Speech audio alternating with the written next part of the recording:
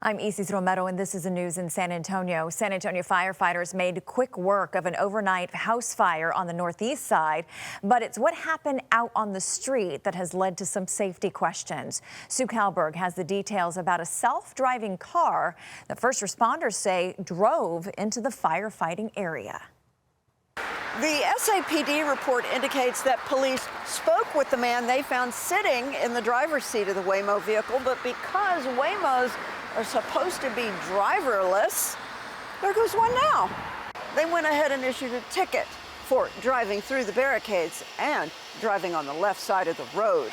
It was a working fire of some sort. Firefighters arrived to smoke and flames showing around 1:30. We saw some fire through the front window. And they were able to bring the blaze under control within about 15 minutes. But they say at some point, the Waymo car drove straight into the area where firefighting operations were underway. Fire officials say the incursion had no impact on the outcome and there were no injuries. We asked Waymo what happened. I'm trying to get an answer about an incident we had in San Antonio, Texas overnight. When they reply, we will share it.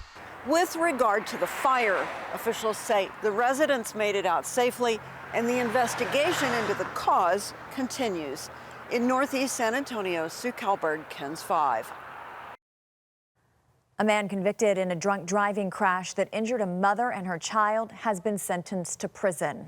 Earl Stoudemire has the story.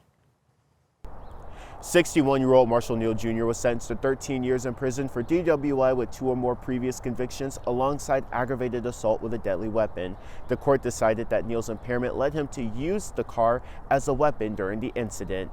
Bulverde police say they showed up to the 2-car crash on Highway 281 on April 19th of 2024. Neal was in one vehicle and on the other was a mother and her child. Police say Neal crossed a highway median and crashed head-on into the woman's car. Neal's car flipped over and he was seen crawling out of it. Neal admitted to the officers he had too much to drink, having 4 24-ounce cans of alcohol. His blood alcohol level was nearly twice the legal limit, and he was unable to recall what led up to the crash. Witnesses say the woman tried to get out of the way, but couldn't avoid the crash. The mother and child both had to go to the hospital for severe neck pain. Because Neal was considered showing or using a deadly weapon during the incident, he has to serve half of his 13-year sentence before he's eligible for parole. Earl Stoudemire, KENS 5. San Antonio police need your help finding suspects who targeted a thrift shop. Investigators say the thieves and crimes could be connected to other break-ins around the city. Zach Briggs has the story. I thought it was devastating that this could happen. This is the second time it happened in less than a month. I think I was even more upset that my neighbors down the street got broken into. Lexspace, Texas is a warehouse for artists and designers. It was late January in the middle of the night when this unwelcome guest was caught taking off with Paul Francis's bike. Other footage provided to police shows the man stealing a bunch of tools, everything stolen, valued at more than $2,500. It hurts when it's your business and you're working hard for it and you're trying to protect other people in the building. And then you have to worry now about people breaking in and damaging your property and stealing your property. What's up, San Antonio?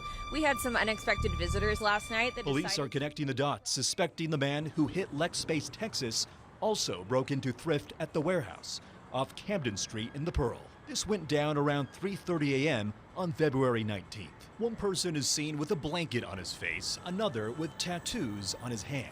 The thrift store posting video of it on Instagram, asking the community for help. You smashed our windows, you stole our registers, you stole our store phones, and you left behind a cigarillo, but you did not kill our spirit. And now Francis and police urging everyone to get a good look at the suspects and call authorities if they know of their whereabouts. I hope they catch this individual and I hope justice is served.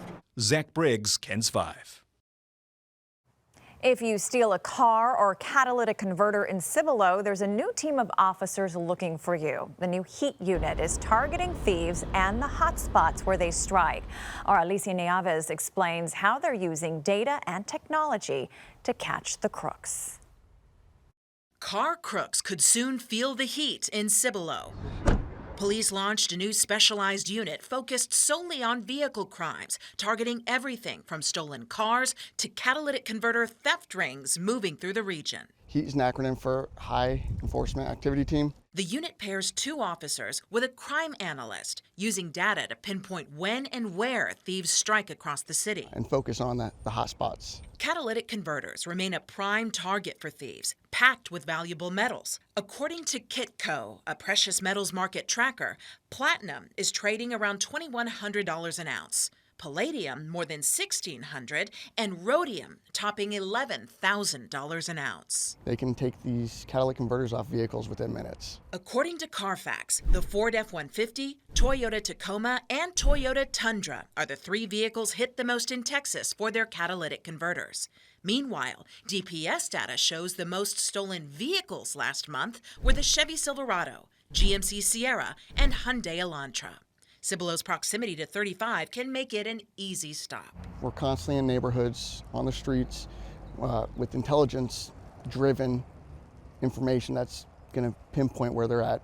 We have technology such as drones that we can check neighborhoods quicker than we can drive through them. Police say a few small steps can make a big difference. Locking vehicles, removing valuables, turning on lights outside, and keeping your VIN information handy. They have to get lucky every time to get away with these crimes. We just have to find them once. Alicia Nieves, KENS 5. And that's the news in San Antonio.